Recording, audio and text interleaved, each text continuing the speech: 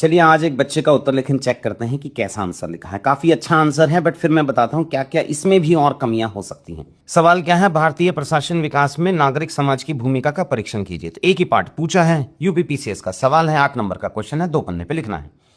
तो बच्चे ने परिचय में लिख रहे हैं, नागरिक समाज ऐसे संगठनों का समूह जो सरकार की नीतियों, निर्णयों और परियोजनाओं को प्रभावित करता है। बढ़िया इंट्रोडक्शन है, 2-2.5 लाइन में लिखा हुआ है।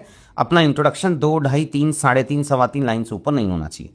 उसके बाद उन्होंने एक माइक्रो डायग्राम बनाया है कि कैसे वो प्रेरित करता है नागरिक समाज प्रशासनिक विकास के लिए। तो उन्होंने लिखा, लोगों की आवश्यकता से नागरिक समाज बनता है, नागरिक समाज से सरकार को प्रेरणा मिलती है। तो ये अच्छा माइक्रो डायग्राम है, 0.25 मार्क्स आपको यहाँ पे मिल सकते हैं। उसके बाद उन्होंने हेडिंग दी है, भारतीय प्रशासनिक विकास में नागरिक समाज की भूमिका क्या है।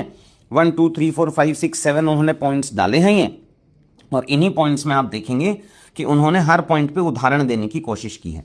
बस ये याद रखना कि अगर आप यूपीपीसीएस की तैयारी कर रहे हैं और अगर आपको पक्का पक्का एसडीएम बनना है तो कंपटीशन इतना है कि आपको टॉप 20, 30, 40 रैंक लानी पड़ेगी। मेरा बस ये सजेशन है आपको कि जब आप पेपर 1, पेपर 2, पेपर 3 में भी अगर आप एग्जाम्पल्स लिख रहे हैं तो आप यहां यूपी स्पेसिफिक की भी स्कीम्स डाल सकते हैं। तो वो यूपी की स्कीम्स भारत केंद्र सरकार की स्कीम्स के साथ में आपको ऐड करना चाहिए। फिर बच्चे ने लिखा, चुनौतियां क्या हैं। जैसा हमें पता है कि हम चुनौतियों पे अपना आंसर खत्म नहीं कर सकते हैं, तो बच्चे ने चुनौतियों के बाद आगे की राह भी लिखी है। उसमें फॉर्मूला के हिसाब से 2-3 कंपोनेंट उन्होंने जोड़ दिए हैं। प्रॉब्लम इस आंसर में बस मुझे एक छोटी सी लग रही है, वो ये है कि इनका जो कंक्लूजन है, जो निष्कर्ष है, वो थोड़ा हल्का लग रहा है। बिकॉज सारा कंटेंट तो उन्होंने बॉडी में ही लगा दिया। यहां हम कीवर्ड्स का यूज कर सकते हैं। तो क्या कर सकते थे हम कह सकते थे कि मानो ये है सवाल, भारतीय प्रशासनिक विकास में नागरिक समाज की भूमिका का परीक्षण कीजिए।